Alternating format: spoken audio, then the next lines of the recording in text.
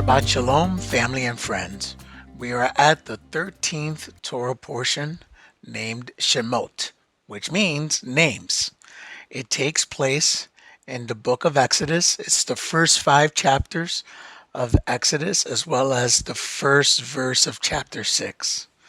It also includes reading of the prophets, Isaiah chapter 27, verses 6 through chapter 28, verse 13. And it also includes the 22nd and 23rd verses of chapter 29. It also includes the reading of the Psalms, the chapters 42 through 44, as well as in Matthew, in the renewed covenant, Matthew chapter 2, verses 1 through 12. So in this book or in this Torah portion, we get introduced to Moses. And so it takes place, Joseph, the coat with the coat of many colors, eventually the Hebrews make their way over to Egypt. While they're in Egypt, they grow in numbers to the point where they become a threat to Pharaoh and to the Egyptians, and they get put into slavery. Okay? And so here we're introduced to Moses, who really is a shadow of Messiah. I mean, as we read the beginning of Exodus, we know that even though Moses is a Hebrew, his upbringing is totally different than that of his brethren. So, it does bring that question: is the Torah teaching us anything about the Messiah through this type of contrast? So the Egyptian slavery of the children of Israel, or the Hebrews, is really a picture of the slavery of all mankind to sin. So just as the Hebrews could not deliver themselves from Egyptian bondage, neither can mankind deliver himself from the bondage of sin. Okay? Moses was born and raised as a prince in Egypt. Okay?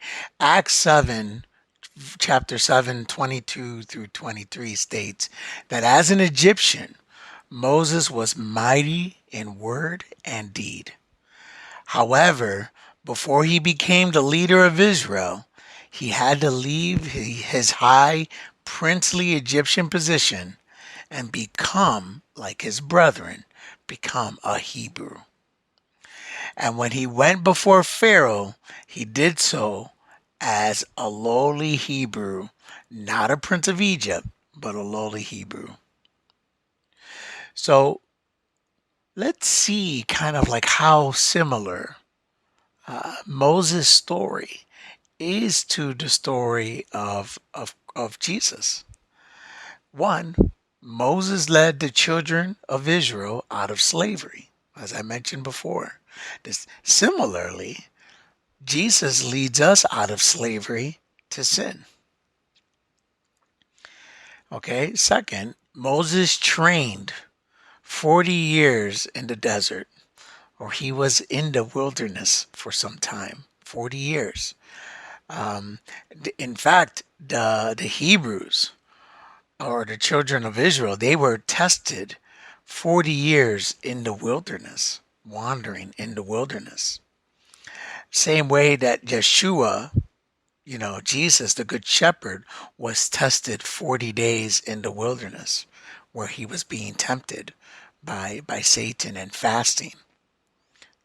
Third, Joseph, this is Jesus' father, right, went down to Egypt until those seeking his life had passed away, those seeking the life of Jesus, right? The same way Moses was in Midian until those seeking his life had passed away.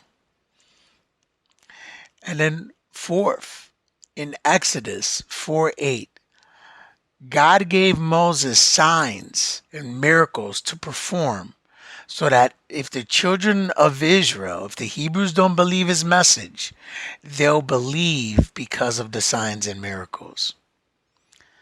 And so same way that Jesus told people that they should believe him because of the miracles he did. And as part of that, one of those miracles was the power over leprosy. Moses demonstrated that he had power over leprosy through God working in him, the same way that Jesus also had power over leprosy, which was known to be a sign of the Messiah.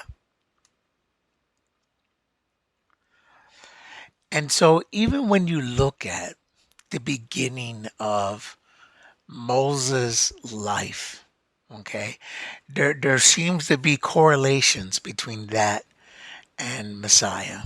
Okay. So anytime that we see pictures of resurrection or pictures of renewed life, pictures of victory and life as a result of death, um, it's probably a good hint that there's going to be a teaching concerning the Messiah.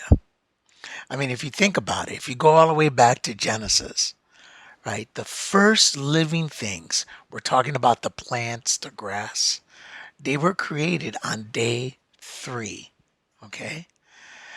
The Torah's picture of the resurrection of Messiah is found in the holy days. The holy day that is a shadow of Jesus' resurrection is the third holy day, okay? The day of the Omer wave offering. Jonah, who was in the belly of a great fish, should have been dead, right? But then on the third day, he came forth alive. So we see that the Torah has painted a picture of a child who was supposed to die. Okay, at this time, Pharaoh had commanded that all these children be thrown into the Nile River. But Moses' mother hid him for 3 months, not 4 months, 2 months, or 8 months, but 3 months. Okay. Then, technically, if you think about it, she obeyed Pharaoh's command and she cast him into the water. I mean, she put him in a basket though, to help him to survive, right? But she did kind of follow that command. But Pharaoh's death sentence was canceled when his daughter took Moses out of the river, and at that point he was given life. Through this story, the Torah is trying to teach us that Moses' life will be a picture of the Messiah. The lives of our fathers will be repeated in the lives of their descendants. Okay? And so we read in Matthew 2:16 that King Herod slew all babies 2 years of age and below in an attempt to destroy Jesus, the deliverer, just as Pharaoh had tried to destroy Moses by slaughtering male infants.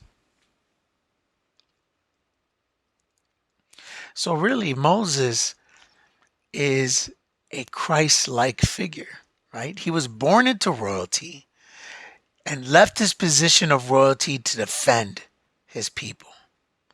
Moses had to step down from his princely position and identify with his brethren, the Hebrews. I mean, it's a picture similar to how Jesus emptied himself of his divinity so that he could identify with us and be obedient unto death. 2, Moses did not participate in Egyptian slavery of the Hebrews, the way Christ did not partake in our sin nature. Hebrew slavery was a picture of man's slavery to sin. So, as I close out this Torah portion, I wanted to call out two heroes that are often overlooked: Shipra and Pua. These were the midwives that the king of Egypt told to kill the male babies of the Hebrew woman.